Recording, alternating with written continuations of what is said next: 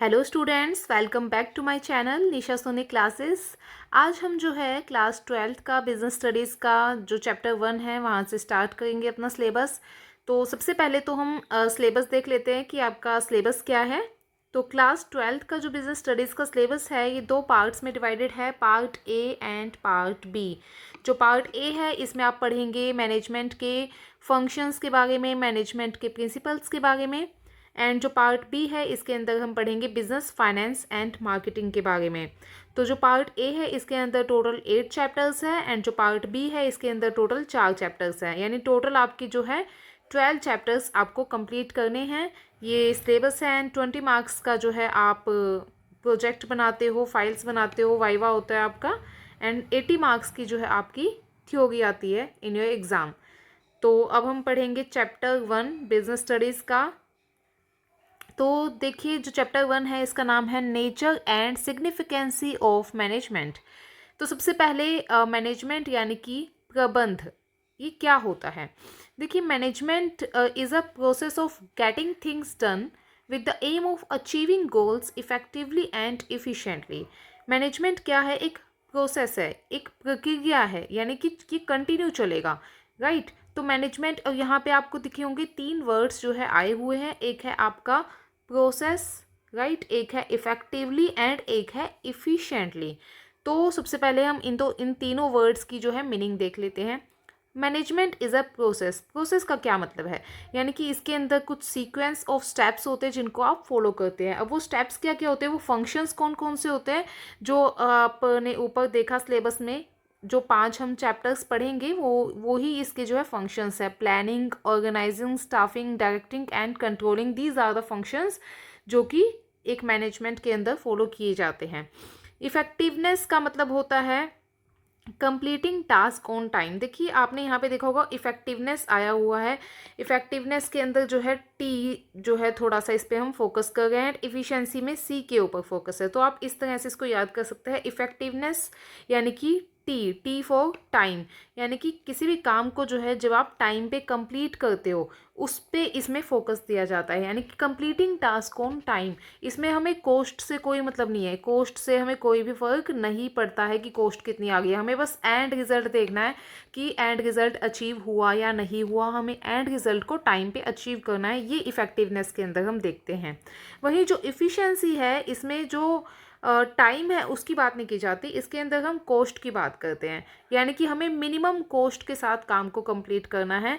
ये जो रिसोर्सेस है उनका ऑप्टिमम यूटिलाइजेशन करना है, यानी कि इसी के अंदर जो है आप कॉस्ट बेनिफिट एनालिसिस भी कंडक्ट करते हो। कॉस्ट बेनिफिट एनालिसिस यानी कि कॉस्ट जो है वो कम से कम आए एंड आउटपुट जो है वो ज़्यादा से ज़्यादा हो, ये इफ़िशेंसी के अंदर हम पढ़ते हैं, ठीक है।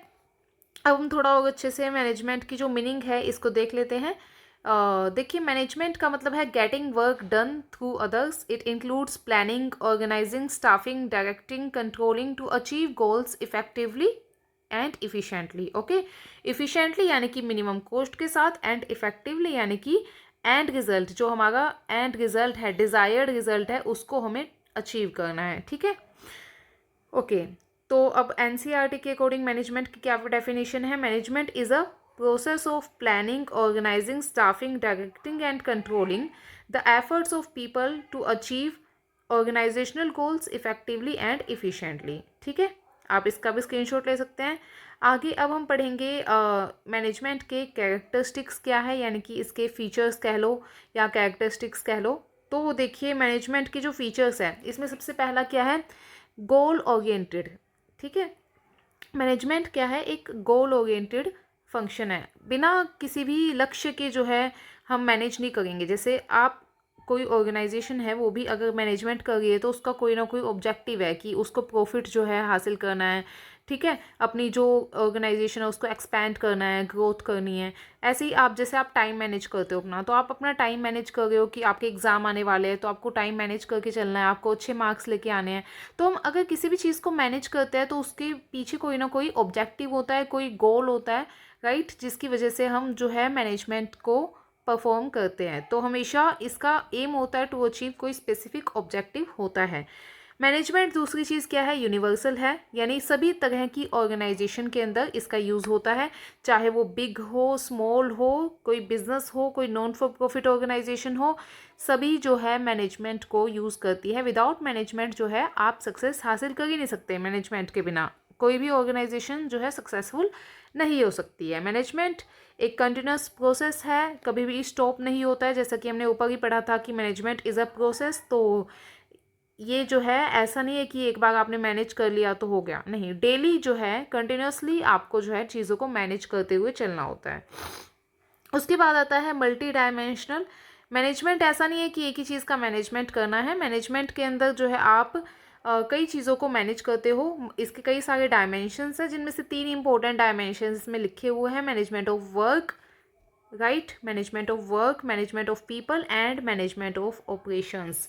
तो आप जो है काम को मैनेज करते हो कि भाई हमें काम क्या करना है, ऑर्गेनाइजेशन का जो काम है वो क्या है, ठीक है। आप जो है लोगों को मैनेज करते हो, क्योंकि ऑब्वियसली मैनेजमेंट के अंदर जो है एक ऑर्गेनाइजेशन में लोग काम करते हैं, तो उनको मैनेज करना होता है, उनको मोटिवेट करना, उनको गाइड करना।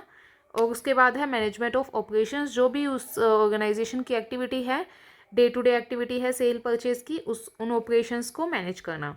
उसके बाद मैनेजमेंट क्या है, एक ग्रुप एक्टिविटी है, यानी कि ऐसा नहीं है एक इंसान चाहेगा वो मैनेज कर लेगा, सभी को मिलके जो है सभी की हेल्प के साथ ही मैनेजमेंट को जो है सक्सेसफुल किया जा सकता है। उसके बाद मैनेजमेंट एक डायनामिक फंक्शन है, बिजनेस के इन्वायरमेंट के अकॉर्डिंग जो है ये चेंज होती रहती है, कि जैसे जैसे बिजनेस का इन्वायरमेंट चेंज होता है वैसे ही हमें जो मैनेजमेंट है उसमें भी चेंजेस करने पड़ते हैं। ये एक डायनामिक फंक्शन है, ओके।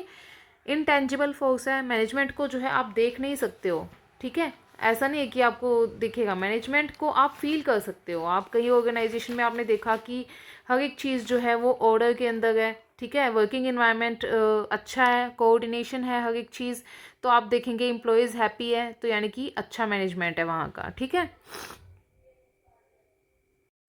तो अब हम पढ़ेंगे ऑब्जेक्टिव्स ऑफ मैनेजमेंट। तो देखिए जो मैनेजमेंट है इसके ऑब्जेक्टिव्स को हम 3 टाइप्स में डिवाइड कर सकते हैं। सबसे पहला है आपका ऑर्गेनाइजेशनल ऑब्जेक्टिव, जिसके अंदर आपके 3 ऑब्जेक्टिव्स आ जाते हैं।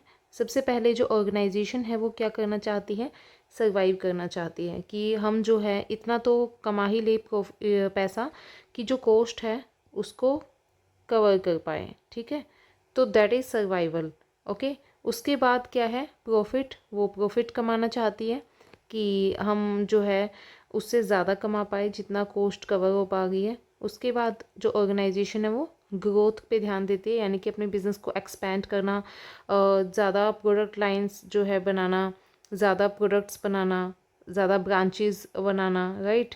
तो जो ऑर्गेनाइजेशन है वो एक्सपेंड करना चाहती है थर्ड नंबर पे। एसपीजी से हम इसको याद कर सकते हैं, mnemonics, SPG, survival, profit and growth.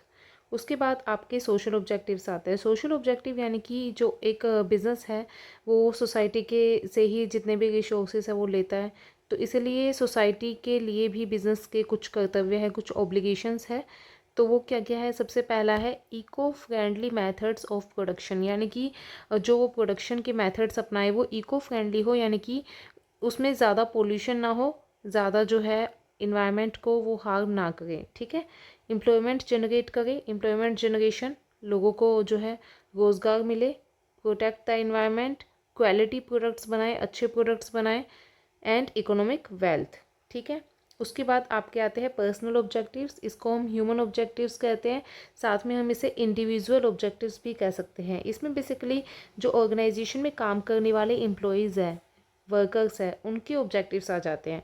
अब वो क्या एक्सपेक्ट करेंगे ऑर्गेनाइजेशन से, कि हमको जो है अच्छी सैलरी मिले, हमें अच्छे इंसेंटिव्स मिले, ठीक है, हमारे करियर में हमको क्या मिले, ग्रोथ मिले, वर्किंग कंडीशन अच्छी हो, हाइजीन अच्छा हो, ठीक है, पीयर रिकॉग्निशन, सेल्फ रिस्पेक्ट मिले, सबको जो है रिस्पेक्ट दी जाए, ट्रेनिंग दी जाए, डेवलपमेंट हो, उनका पर्सनालिटी डेवलपमेंट हो, उन्हें सीखने को मिले, वो आगे बढ़े, उनका प्रमोशन हो, तो वो यही सब चाहेंगे। तो ये पर्सनल ऑब्जेक्टिव्स हो जाते हैं, ठीक है। तो ये आपके ऑब्जेक्टिव्स थे मैनेजमेंट के। अब हम पढ़ेंगे इम्पोर्टेंस ऑफ मैनेजमेंट। देखिए मैनेजमेंट की इम्पोर्टेंस को हम जो है, पहली चीज़ तो मैनेजमेंट से हम ग्रुप के गोल्स को अचीव कर सकते हैं, ठीक है। जो हमने ऊपर गोल्स पढ़े कि सबके अपने अपने गोल्स होते हैं, ऑर्गेनाइजेशन के अलग ऑब्जेक्टिव थे, ठीक है, सोसाइटी के लिए अलग ऑब्जेक्टिव्स थे, पर्सनल ऑब्जेक्टिव्स जो उसमें काम करने वाले लोग हैं उनके अलग ऑब्जेक्टिव्स थे। तो उसको अचीव करने में जो है अच्छी मैनेजमेंट हेल्प करती है। एफिशिएंसी बढ़ती है मैनेजमेंट से। अगर आपकी मैनेजमेंट अच्छी है तो जो इफ़िशेंसी है वो क्या होगी, इंक्रीज़ होगी। इफ़िशेंसी इंक्रीज़ होगी तो प्रोडक्टिविटी बढ़ेगी, कॉस्ट कम आएगी, ठीक है। मैक्सिमम जो है आउटपुट अचीव कर पाएंगे हम, और जो कॉस्ट है उसको मिनिमम कर पाएंगे, जिससे प्रॉफिट बढ़ेगा।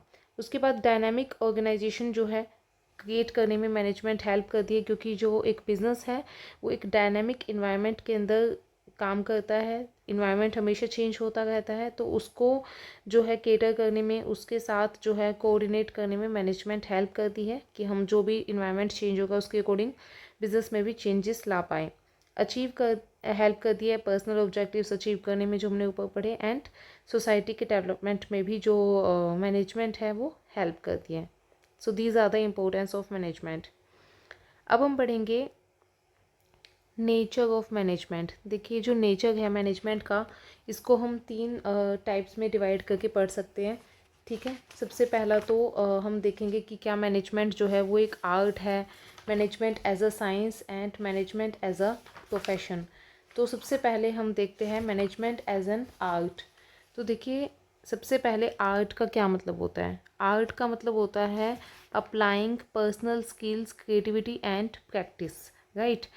तो मैनेजर भी डेफिनेटली अपने एक्सपीरियंस को, अपनी पर्सनल स्किल्स को, अपनी जजमेंट को जो है अप्लाई करते हैं किसी भी प्रॉब्लम को सॉल्व करने में। जैसे एक आर्टिस्ट जो है वो अपनी क्रिएटिविटी को यूज़ करता है, ऐसे ही एक मैनेजर भी अपनी स्किल्स को यूज़ करता है हैंडल करने में सिचुएशंस को।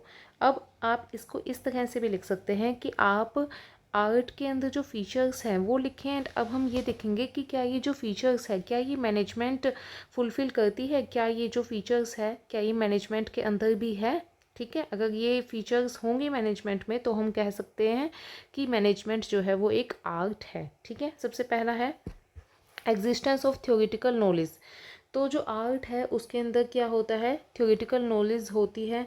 कोई भी आर्टिस्ट जो है वो थ्योरीज पढ़ता है अपनी फील्ड के अंदर, उसके बाद उसमें आगे बढ़ता है। ऐसे ही मैनेजमेंट के अंदर भी काफ़ी लिटरेचर अवेलेबल है, मार्केटिंग, फाइनेंस, ह्यूमन रिसोर्सेज, इन सबसे रिलेटेड काफ़ी बुक्स, काफ़ी लिटरेचर जो है वो अवेलेबल है, राइट। और स्टडी भी होती है, लाइक MBA BBA ये पढ़ते हैं। तो डेफिनेटली थ्योरेटिकल नॉलेज जो है वो प्रेजेंट है, तो इसलिए यहाँ पे टिक लगा हुआ है कि yes this feature is included in management. उसके बाद है पर्सनलाइज्ड एप्लीकेशन। हर एक जो आर्टिस्ट होता है, जो भी आर्टिस्ट होता है, उसको जो है अपना एक तरीका होता है उसका, किसी अपनी जो आर्ट है उसको शो करने का। जैसे 2 एक्टर्स हैं तो दोनों की एक्टिंग स्किल्स अलग अलग होगी, दोनों का जो अपने आप को एक्सप्रेस करने का तरीका है वो अलग अलग होगा, पर्सनलाइज्ड होगा। तो ऐसे ही सेम मैनेजर भी जो है अपने तरीके से ही हैंडल करता है सिचुएशंस को, अपनी क्रिएटिविटी यूज़ करता है। तो definitely this is also present in management. उसके बाद है प्रैक्टिस एंड क्रिएटिविटी पे बेस्ड होती है आर्ट।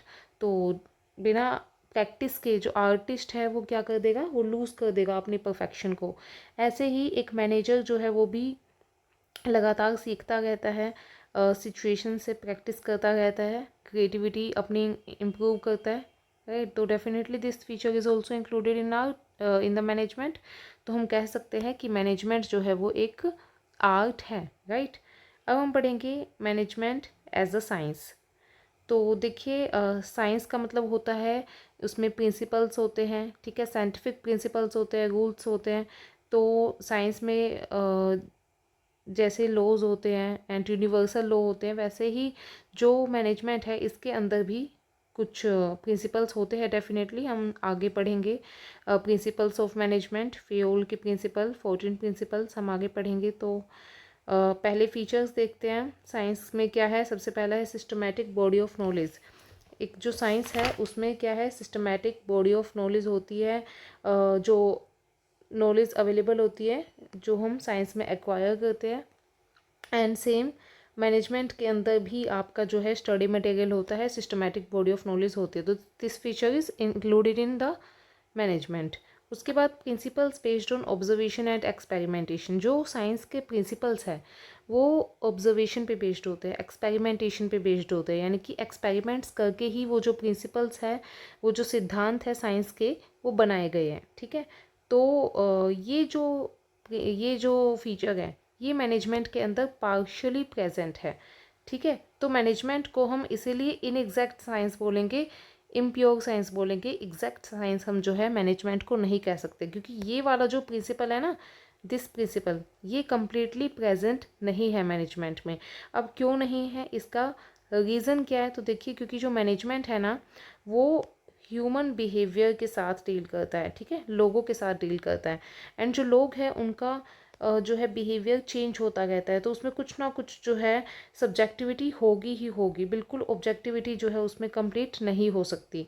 ठीक है, तो इसलिए कुछ ना कुछ सब्जेक्टिविटी उसमें होगी, यानी कि क्योंकि ह्यूमन के बिहेवियर से डील कर रहे हैं, राइट, तो विच इज़ डेफिनेटली चेंज।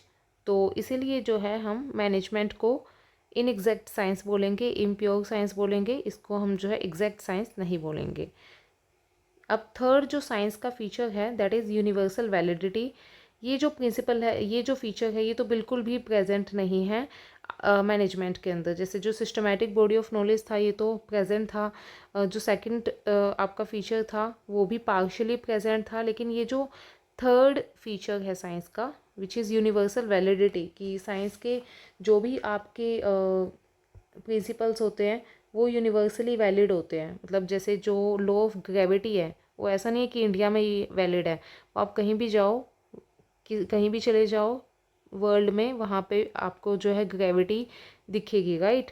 आप अमेरिका चले जाओ, कहीं भी चले जाओ, वहाँ पे भी ग्रेविटी है, यानी यूनिवर्सली जो है ये वैलिड है प्रिंसिपल। तो लेकिन जो मैनेजमेंट है इसमें जो है यूनिवर्सल एप्लीकेशन एंड वैलिडिटी जो है नहीं होती हैं, क्योंकि साइंटिफिक प्रिंसिपल्स जो है उसमें यूनिवर्सल एप्लीकेशन तो होती है। वैलिडिटी का मतलब होता है कि सेम रिजल्ट थे सभी सिचुएशंस में, जबकि जो मैनेजमेंट के प्रिंसिपल होते हैं उनमें जो है यूनिवर्सली वो वैलिड नहीं है, उसमें कुछ ना कुछ हमें क्या करना पड़ता है, मॉडिफिकेशन करना पड़ता है सिचुएशन के अकॉर्डिंग। तो क्योंकि यहाँ जो इंडिया है यहाँ का इन्वायरमेंट अलग है, यहाँ की जो कल्चर है वो अलग है, ऐसे ही दूसरे देशों में जो है वो इन्वायरमेंट अलग है, कल्चर अलग है। तो जो दूसरे देशों के अंदर जिस तरह से मैनेजमेंट की जा रही है, जो प्रिंसिपल्स फॉलो किए जा रहे हैं, जिस तरह से वहाँ पे जो मॉडिफिकेशन है, वहाँ का जो कल्चर है वो हम इंडिया में अप्लाई नहीं कर सकते। तो इसलिए मॉडिफिकेशन जो है according to the given situation we do. तो इसलिए हम ये नहीं कह सकते कि जो मैनेजमेंट के प्रिंसिपल है वो यूनिवर्सल वैलिड होंगे, यूनिवर्सल वैलिड वो नहीं है। This principle is not present in management. ठीक है, तो इसलिए हम जो है मैनेजमेंट को इनएग्जैक्ट साइंस बोलेंगे, इम्प्योर साइंस बोलेंगे। ठीक है जी। उसके बाद आता है management as a profession. Profession needs special knowledge. Profession जैसे कि ये जो डॉक्टर, लॉयर, टीचर, ये सभी जो है प्रोफेशनल्स हैं। तो जो प्रोफेशन है इसमें स्पेशल नॉलेज चाहिए होती है, ट्रेनिंग चाहिए होती है। ठीक है, मैनेजमेंट के अंदर जो है प्रोफेशन कम्प्लीटली हम इसको नहीं कह सकते कि मैनेजमेंट जो है प्रोफेशन है, क्योंकि मैनेजमेंट के अंदर कोई भी कंपलसरी डिग्री या लाइसेंस नहीं चाहिए मैनेजर बनने के लिए। आपको ऐसा नहीं है कि आपने एमबीए नहीं की होगी या बीबीए नहीं की होगी तो आप जो है मैनेजर नहीं बन सकते। ठीक है, आप बन सकते हो, तो ये कंपलसरी नहीं है। एंड क्योंकि ये कंपलसरी नहीं है तो इसीलिए जो है अभी हम मैनेजमेंट को कंप्लीट प्रोफेशन नहीं कह सकते। ठीक है, जैसे कि डॉक्टर, लॉयर जो है बनने के लिए आपको डिग्री चाहिए, आपको सीखना पड़ेगा, आपको एमबीबीएस करनी पड़ेगी डॉक्टर बनने के लिए। वहीं मैनेजर बनने के लिए ये बिल्कुल भी आवश्यक नहीं है कि आप डेफिनेटली एमबीए करें ही करें, ये कंपलसरी नहीं है। अब हम फीचर्स देख लेते हैं, इसके अकॉर्डिंग बेटर समझ में आएगा। जो प्रोफेशन है इसके जो फीचर्स है, सबसे पहला है well defined body of knowledge. तो डेफिनेटली ये भी मैनेजमेंट में होती है। देखिए फर्स्ट जो प्रिंसिपल है ना ये तो सभी में है, well defined body of knowledge यहाँ पे है, यहाँ आपने ऊपर देखा यहाँ पे भी जो है सिस्टमैटिक बॉडी ऑफ नॉलेज था। ठीक है, उसके बाद जब हमने ऊपर देखा आर्ट में वहाँ भी था थ्योरेटिकल नॉलेज प्रेजेंट थी। तो ये फर्स्ट फीचर तो आई थिंक सब में ही है। तो ये तो डेफिनेटली मैनेजमेंट के अंदर प्रेजेंट है। मैनेजमेंट में भी जो है लिटरेचर अवेलेबल होता है, well defined body of knowledge है, मैनेजमेंट भी हम सीखते हैं। सेकंड जो फीचर है वो है रिस्ट्रिक्टेड एंट्री। जो प्रोफेशन है उसमें हर कोई एंटर नहीं कर सकता, कोई भी डॉक्टर नहीं बन सकता। आपको डॉक्टर बनना है तो आपको एमबीबीएस करनी पड़ेगी, ठीक है, आपको जो है ट्रेनिंग करनी पड़ेगी, राइट, आपको प्रॉपर जो है एजुकेशन वो जो डॉक्टर बनने के लिए चाहिए वो हासिल करनी पड़ेगी। Only then you can become the doctor, तभी आप प्रैक्टिस कर पाओगे एज अ डॉक्टर, ठीक है। तो हर कोई नहीं बन सकता।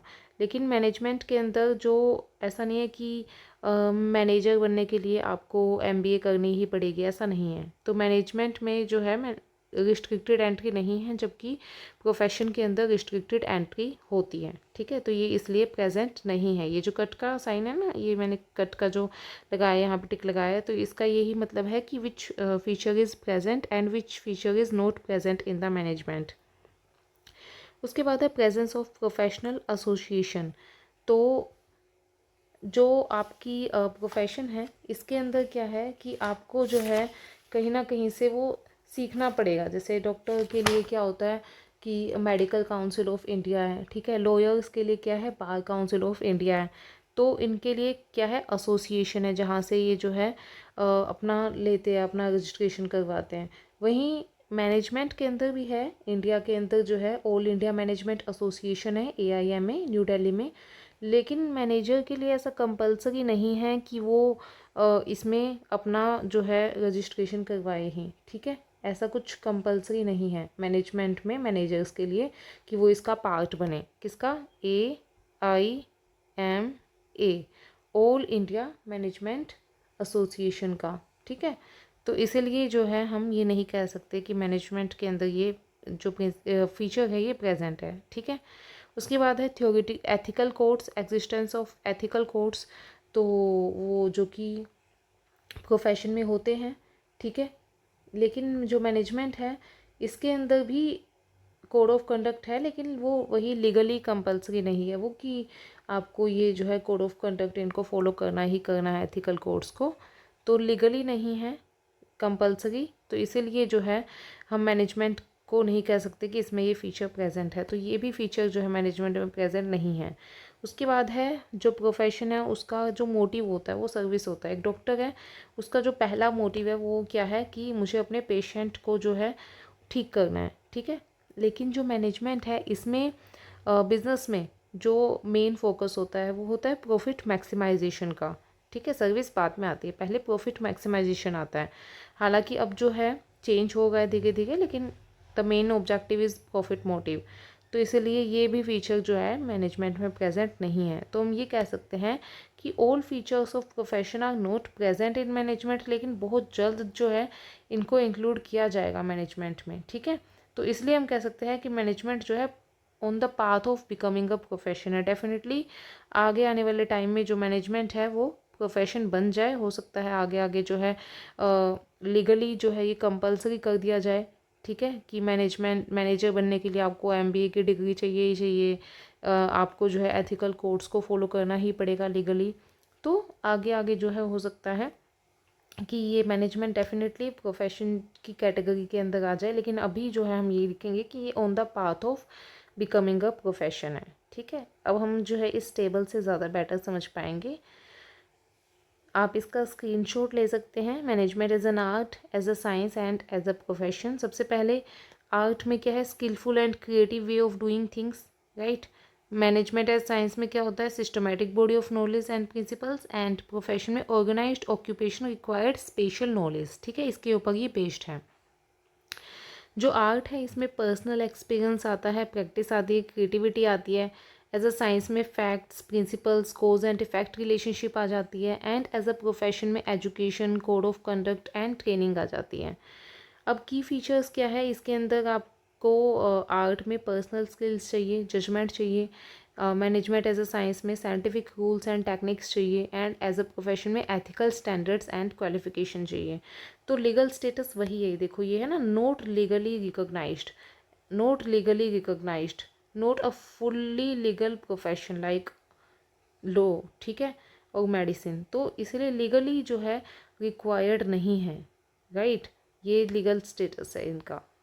कंक्लूज़न क्या निकला है कि मैनेजमेंट को हम आर्ट तो बोल सकते हैं, क्योंकि आर्ट के जितने भी फीचर्स थे, ठीक है, वो इसके अंदर जो है इंक्लूडेड थे मैनेजमेंट के अंदर, तो इसलिए हम आर्ट कह सकते हैं। साइंस में हम बोलेंगे कि ये क्या है, इनएग्जैक्ट साइंस है, एग्जैक्ट साइंस नहीं है। एंड प्रोफेशन में हम ये लिखेंगे इन कंक्लूज़न कि ये पार्शली प्रोफेशन है, फुल्ली प्रोफेशन नहीं है, on the path of becoming profession है, ठीक है। उसके बाद अब हम पढ़ेंगे लेवल्स ऑफ मैनेजमेंट। तो मैनेजमेंट के जो लेवल्स हैं इनको हम 3 लेवल्स में डिवाइड करते हैं, top level, middle level and lower level, ठीक है। क्योंकि मैनेजमेंट क्या है, एक इंसान का काम नहीं है, सिंगल इंडिविजुअल का काम नहीं है, ग्रुप ऑफ पर्सन्स का काम है।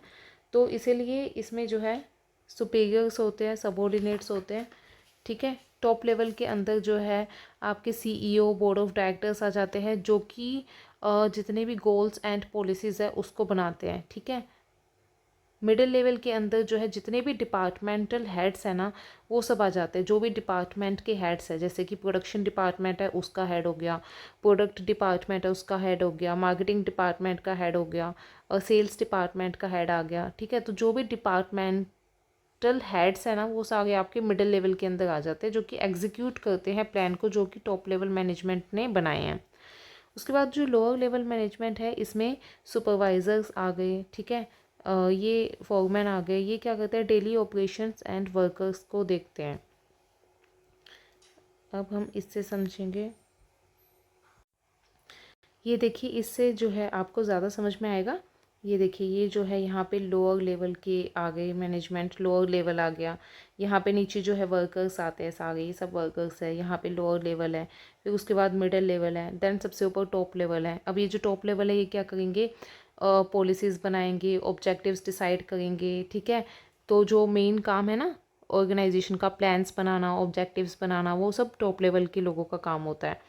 एंड जो डिपार्टमेंट के हेड्स आ गए इसमें, मिडिल लेवल के अंदर मैनेजर्स आ गए, ठीक है। ये क्या करेंगे, डिपार्टमेंटल ऑब्जेक्टिव्स को आइडेंटिफाई करेंगे, ठीक है। जो लोअर लेवल है इसको गाइड करेंगे, ठीक है। और साथ में जो भी प्लान्स इसने बनाए हैं टॉप लेवल ने, इसको एग्जीक्यूट करने का काम करेंगे। ये जो मिडिल लेवल वाले हैं, ये क्या करेंगे, एग्जीक्यूशन का काम करेंगे, ठीक है। उसके बाद जो लोअर लेवल है, ये क्या करेंगे, उन ऑपरेशंस को एंड अपने सुपरवाइज़र से जो है, अपने जो वर्कर्स हैं उनसे करवाएंगे, फॉलो करवाएंगे। अब यहाँ से आपको ज़्यादा बेटर समझ में आएगा। देखिए, ये जो है अकाउंटेबिलिटी नीचे से ऊपर तक जा रही है, ठीक है। एंड ये जो है ऑथोरिटी है, ठीक है, कि सबसे ऊपर क्या है, बोर्ड ऑफ डायरेक्टर्स है, ठीक है, चेयरमैन है, जनरल मैनेजर, याद रखना जनरल मैनेजर जो है आपका टॉप लेवल मैनेजमेंट के अंदर आएगा। President, vice president, CEO, CFO, ये सब आपके टॉप लेवल मैनेजमेंट में आ जाते हैं। मिडिल लेवल मैनेजमेंट में आपके purchase manager, sales manager, marketing manager, executive officer, ये सब आ जाते हैं। डिपार्टमेंट हेड्स आ जाते हैं। एंड सुपरवाइजरी लेवल में आपके supervisor, superintendent, foreman, section officer, ये सब आ जाते हैं, ठीक है। तो आप इसका भी स्क्रीनशॉट ले सकते हैं। अब हम पढ़ेंगे फंक्शंस ऑफ मैनेजमेंट। देखिए, मैनेजमेंट के जो है ना टोटल 5 फंक्शंस है। इसको हम पोस डीसी से भी याद कर सकते हैं, POS, पोस डीसी, ठीक है। इस निमोनिक से आप इसको जो है याद कर सकते हो, POSDC, planning, organising, staffing, directing and controlling. तो सबसे पहले है प्लानिंग। प्लानिंग में क्या है, पहले ही एडवांस में हम ये सोचते हैं कि हमें क्या करना है, कैसे करना है, ठीक है। सबसे पहले एडवांस में ये सोच लेना कि हमें क्या करना है, कैसे करना है, कब करना है। गोल्स सेट करना, ऑब्जेक्टिव सेट करना, ठीक है। और क्या तरीके होंगे, बेस्ट वे होंगे उनको अचीव करने का, नहीं फ्यूचर का प्लान बनाना एक तरीके से, ठीक है। That is planning. उसके बाद है ऑर्गेनाइजिंग। ऑर्गेनाइजिंग में हम क्या करते हैं, अरेंज करते हैं, किसको, लोगों को, काम को, रिसोर्सेज को प्रॉपरली अरेंज करते हैं, सही तरह से उसको जो है अरेंज करना, ठीक है। दैट इज़ ऑर्गेनाइजिंग, ठीक है। उसके बाद आपका आता है स्टाफिंग। स्टाफिंग में हम जो है सही लोगों को जो है चूज़ करते हैं एंड उनको जो है जॉब देते हैं कि आप जो है आपका ये काम है। अलग अलग लोगों को जो है जॉब प्रोवाइड करना, स्टाफिंग, ठीक है। इसमें रिक्रूटमेंट, ट्रेनिंग, सिलेक्शन, ये सब इसमें आ जाता है। लोग रखना, ट्रेन करना उनको, दैट इज स्टाफिंग। उसके बाद अब हमने जो है लोगों को भी ले लिया, एम्प्लॉयज़ ले लिए, वर्कर्स आ गए ऑर्गेनाइजेशन में। अब हम उनको क्या करेंगे, डायरेक्शन प्रोवाइड करेंगे, यानी कि उनको मोटिवेट करेंगे, उनको गाइड करेंगे, लीड करेंगे कि उन्हें कैसे काम करना है, उनको हेल्प करेंगे काम को करने में, ठीक है, उनको मोटिवेट करेंगे। उसके बाद आपका आता है कंट्रोलिंग। अब कंट्रोलिंग में हम ये देखते हैं कि क्या हमने जो प्लान किया था, क्या उसके अकॉर्डिंग हम काम कर पा गए, ठीक है, क्या हम उसके अकॉर्डिंग जो है चल पा गए, क्या हमारे जो गोल्स है वो अचीव हो गए हैं जिस तरह से हम काम कर गए हैं। तो अगर नहीं हो गए तो हम क्या करेंगे, करेक्टिव मेजर्स लेंगे, उस मिस्टेक्स को करेक्ट करेंगे, ठीक है। तो ये 5 प्रिंसिपल्स थे मैनेजमेंट के। अब हम पढ़ेंगे कोऑर्डिनेशन। देखिए जो कोऑर्डिनेशन होता है ना, इसको हम द एसेंस ऑफ मैनेजमेंट भी बोलते हैं, यानी कि ये जो है ना मैनेजमेंट का क्या है, एक तरीके से साग है, ठीक है, एसेंस ऑफ मैनेजमेंट है। कोऑर्डिनेशन का मतलब बेसिकली क्या होता है, linking different department and people together to work towards a common goal. ये कोई सेपरेट फंक्शन नहीं है, बल्कि ये जितने भी फंक्शंस हैं मैनेजमेंट के जो हमने ऊपर पढ़े, planning, organising, staffing, directing and controlling, सभी में जो है ये आवश्यक होता है, रिक्वायर्ड होता है, यानी एक सेपरेट फंक्शन नहीं है बल्कि एसेंस है मैनेजमेंट का ही। Bringing all people and activities together, ताकि काम जो है स्मूथली हो पाए, ठीक है, उन गोल्स को अचीव किया जा सके। अब जैसे कि कोऑर्डिनेशन, आप ये वीडियो देख रहे हैं, ठीक है, आपको जो चीज़ मैं समझा रही हूँ, मैंने वही पेज जो है निकाला हुआ है, ठीक है, मैं आपको कोऑर्डिनेशन समझा रही हूँ, मैंने कोऑर्डिनेशन ही निकाला हुआ है। आपको पिक्चर्स भी दिख रही है साथ में आपको मैं बोल रही हूँ, मेरी आवाज़ भी सुनाई दे रही है, ठीक है। तो ये यानी कि हर एक चीज़ कोऑर्डिनेशन में है। अब यहीं मैं आपको समझाती कोऑर्डिनेशन के बारे में, एंड मैं जो है ये अभी ये वाला पेज निकाल लेती हूँ, मैं आपको कोऑर्डिनेशन समझाती, एंड आपको ना मेरी आवाज़ जो है ठीक से आती, आगे पीछे होती, तो आप कहते कि ये जो वीडियो है इसमें कोऑर्डिनेशन नहीं है, ठीक है।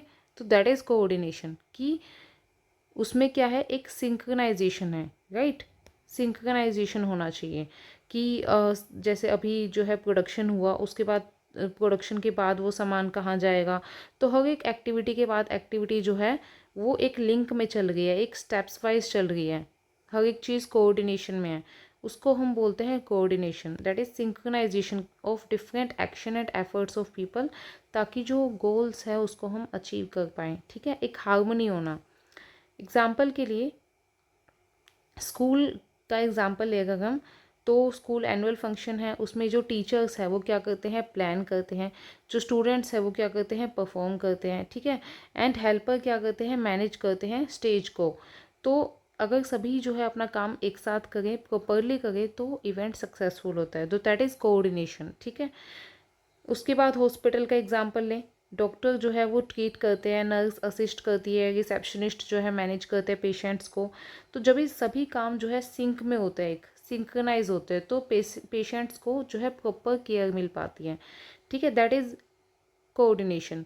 अब मान लो डॉक्टर जो है वो अच्छे से ट्रीट कर रहा है, लेकिन नर्स ही अवेलेबल नहीं है उसको असिस्ट करने के लिए, ठीक है, या रिसेप्शनिस्ट नहीं है जो कि मैनेज कर पाए पेशेंट्स को, पेशेंट्स की भीड़ भीड़ लगी हुई है बाहर, कोई रिसेप्शनिस्ट ही नहीं है, ठीक है, तो उनको हैंडल करने के लिए, या डॉक्टर है उसके पास नर्स ही नहीं है उसको असिस्ट करने के लिए, तो जो है कोऑर्डिनेशन नहीं हो पाएगा, एंड जो पेशेंट्स है वो क्या होंगे, सेटिस्फाइड नहीं होंगे हॉस्पिटल की सर्विसेज से, ठीक है, वो सक्सेसफुल ही नहीं हो पाएगा हॉस्पिटल।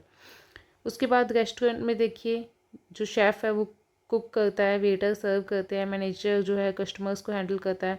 अच्छी कोऑर्डिनेशन होती है तो कस्टमर्स हैप्पी होते हैं एंड फास्ट जो है सर्विस वो दे पाते हैं। अब कोऑर्डिनेशन क्यों इम्पोर्टेंट है, इससे कन्फ्यूज़न अवॉइड होती है, सबको पता है कि मेरा क्या काम है, सबको अपने अपने काम पता है, सब अपना अपना काम कर रहे हैं, ठीक है, टाइम बचता है, एफर्ट्स बचते हैं ज़्यादा, एंड गोल्स जो है वो आसानी से अचीव हो जाते हैं अगर सभी चीज़ें कोऑर्डिनेशन में होती है, यानी कि सिंक्रोनाइजेशन में होती हैं। ये वर्ड आप याद कर लेना, ठीक है। उसके बाद अब हम देखेंगे इम्पोर्टेंस ऑफ कोऑर्डिनेशन, या नीड, क्यों हमें आवश्यक है, कोऑर्डिनेशन क्यों चाहिए। तो देखिए सबसे पहला है साइज़ बढ़ता है, ग्रोथ इन साइज़, ऑर्गेनाइजेशन का जो कंपनी है वो बड़ी होती है, ठीक है, जब सभी मान लो बहुत सारे लोग हैं, ठीक है, तो कंपनी अगर बहुत बड़ी है, बहुत सारे लोग हैं उसमें काम करने वाले, तो उसमें कोऑर्डिनेशन चाहिए, क्योंकि इतने सारे लोग जो है काम कर गए ऑर्गेनाइजेशन में, तो इतने सारे लोग काम कर रहे हैं, तो उनको जो है हैंडल करना, हर एक चीज़ जो है कोऑर्डिनेशन में होना कि ये काम करेगा, तो वो बहुत ज़्यादा इंपॉर्टेंट हो जाता है ताकि सभी मिलके काम कर पाएँ। तो इसलिए कोऑर्डिनेशन जो है इंपॉर्टेंट है, अगर जो ऑर्गेनाइजेशन है, जो कंपनी है वो बड़ी है तो। उसके बाद है फंक्शनल डिफरेंशिएशन। अलग अलग जो डिपार्टमेंट्स है, like sales department, HR, accounts, ठीक है, ये अलग अलग काम करते हैं, तो इनको ताकि अच्छे से मिलके काम कर पाए, इसलिए कोऑर्डिनेशन हेल्प करता है उनको एक साथ काम करने में, ठीक है, एक साथ स्मूथली काम करने में कोऑर्डिनेशन जो है वो हेल्प करता है। उसके बाद है specialisation. People become expert in one type of work. जब एक इंसान एक ही टाइप का काम बार बार करता है तो उसमें एक्सपर्ट बन जाता है। Coordination join all expert to complete the full task. तो कोऑर्डिनेशन क्या करता है, जितने भी एक्सपर्ट्स हैं उनको ज्वाइन करता है ताकि जो टास्क है वो कंप्लीट कर पाए। तो जैसे जैसे बिजनेस बढ़ता है, ठीक है, कॉम्प्लेक्स बनता है, इसे तो कोऑर्डिनेशन उतना ही उसमें आवश्यक हो जाता है, ठीक है, ताकि जितनी भी एक्टिविटीज़ हैं उनको सिंक किया जा सके, सिंक्रोनाइज किया जा सके। अब हम पढ़ेंगे ये नेचर क्या है कोऑर्डिनेशन का, फीचर्स क्या है। सबसे पहला, ये जो ग्रुप के एफर्ट्स है उसको इंटीग्रेट करता है, उसको जोड़ता है, ठीक है। Bring everyone work together towards a common गोल। सबका काम जोड़ता है, ये पहली चीज़। दूसरी, इंश्योर यूनिटी ऑफ एक्शन, ठीक है, जितने भी डिपार्टमेंट है वो सेम डायरेक्शन में काम करते हैं, एक गोल पे काम करते हैं। ये कोऑर्डिनेशन की वजह से ही संभव हो पाता है, ठीक है। उसके बाद है कंटिन्यूस प्रोसेस है, हमेशा जो है सभी लेवल्स पे चाहिए ये, ठीक है, ऑल द टाइम वो हमेशा चाहिए। ऐसा नहीं है कि आज कोऑर्डिनेशन में है सारा काम वो कल नहीं होगा, ठीक है। उसके बाद है हर वक्त जो है चलता रहता है कोऑर्डिनेशन, कंटिन्यूस प्रोसेस है। परवेसिव फंक्शन है, जितने भी लेवल्स है मैनेजमेंट के उसमें चाहिए, top level, middle level, lower level, तीनों ही लेवल्स पे जो है कोऑर्डिनेशन चाहिए। टॉप से लेके लोअर तक सब जगह जो है ये आवश्यक है। उसके बाद एक रिस्पॉन्सिबिलिटी है सभी मैनेजर की। हर एक मैनेजर जो है वो इंश्योर करता है कि टीम के अंदर क्या हो, कोऑर्डिनेशन हो, ठीक है, एक का नहीं सबका काम है ये देखना कि सभी चीज़ें जो है कोऑर्डिनेशन में हो। उसके बाद ये क्या है, एक डेलिब्रेट फंक्शन है, इंटेंशनली जो है मैनेजर ये कोऑर्डिनेशन करके चलता है, ठीक है, ताकि वो अपने जो गोल्स है, जो ऑब्जेक्टिव्स है ऑर्गेनाइजेशन के, उसको अचीव कर पाए, ठीक है। तो सोच समझ कर जो है ये किया जाता है, डेलिब्रेट फंक्शन है, ठीक है। तो ये था चैप्टर 1 जो कि कंप्लीट होता है। आप चाहे तो इसका स्क्रीनशॉट ले सकते हैं, ठीक है। और आपकी ये जो पीडीएफ है ये मेरे टेलीग्राम चैनल पे मिल जाएगा।